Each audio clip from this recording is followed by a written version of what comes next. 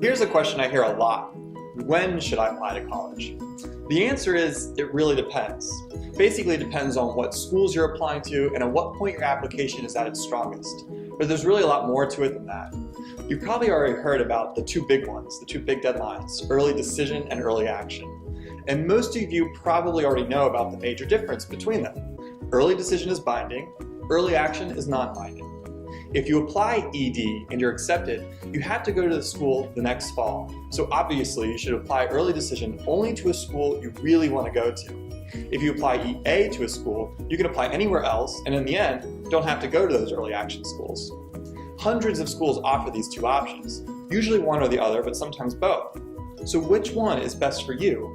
And what about those other deadline options like early decision 2, restrictive early action, single choice early action, priority deadlines, and rolling deadlines? There's a lot to consider and they're easy to confuse. So in the following videos, I'll give you a quick and clear description of each. Early decision, it isn't for everyone, but if you find a school you really like and are willing to commit to it, and your application is within range, perhaps it's the way to go. Here are some things to keep in mind if you do choose to apply to a school early decision. First, the deadline's early, duh. It's usually sometime in early November, though some are as early as mid-October. This is a benefit because the application gets off your plate early, so you can focus on other things like maintaining those grades senior year. It'll also help you get the ball rolling early on other college applications. Since you apply early, you'll find out early too, usually in December. If you apply early decision, you'll either be accepted, rejected, or deferred. Deferred means that the school just isn't ready to make a decision about you based on your current application, so they'll move it to the regular decision application pool to consider it again later. Deferral does not mean rejection, and if you are deferred, you're no longer committed to attending that school based on your early decision agreement. Obviously, you can apply to only one college early decision because if you're accepted, you have to go there. It's an actual agreement signed by you, your parents, and your school counselor. You're free to apply to other colleges with non-binding options, but if you're accepted early decision somewhere, you must withdraw those other apps, sometimes even before knowing the decision at those schools.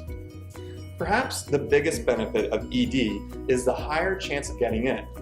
Because schools know they're going to get you if you apply early decision, the admission rate is often in your favor. That's not always the case, and some colleges and universities outright refute this point. True, there's a bunch of confounding variables that come into play, but often applying ED will mean you're more likely to get in.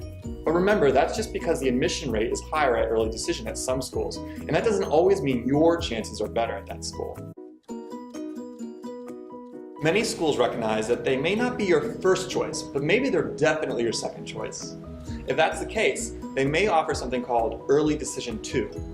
ED2 is the same thing as Early Decision, also known as ED1, it's just pushed back a bit later.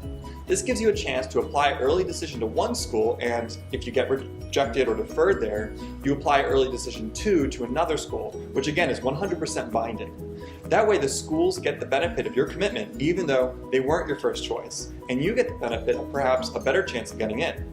Since ED2 deadlines are later, you usually find out your status in spring along with regular deadline notifications. There's something called restrictive early action. Schools such as Stanford, Georgetown, and Boston College offer this option. Restrictive early action means you can apply to other schools using only non-binding deadlines. In other words, you cannot apply early decision, that's the binding one, to any other school. But you can apply anywhere you like at regular and early action. Promising not to apply early decision to other schools is a pretty big sign to a college that you mean business and are seriously considering them. There's also single choice early action. Tulane and Yale are examples of schools that offer that. Single choice early action means that you are applying early only to one single school, whether it's early action or early decision. So if you apply to Tulane at single choice early action, you cannot apply early decision or early action anywhere else. Again, another way of showing a school that you mean business. There are some extra rules and some exceptions to this option, and those vary school by school. For example, often you're allowed to apply to another school's early but non-binding deadline if it's a public institution in your home state. Always check with a specific school to be sure of its application deadline policies. Both restrictive early action and single choice early action are still early action, so they are totally non-binding. Another nice option some schools offer is rolling deadline. All that means is once you apply, you'll find out a few weeks later whether you get in or not. The rule of thumb with these schools is the sooner, the better. But again, you should apply once your application is at its strongest, not before then.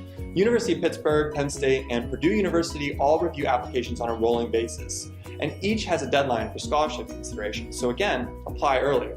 Rolling is really nice because you have the chance of securing some great schools really early in the school year. So back to the original question, when should you apply? And should you apply early at all? Well, if you want to receive notifications sooner, if your application is at its strongest by the deadlines, and if you have a good idea of the schools that you love and the schools that are good fits, then yeah, apply early.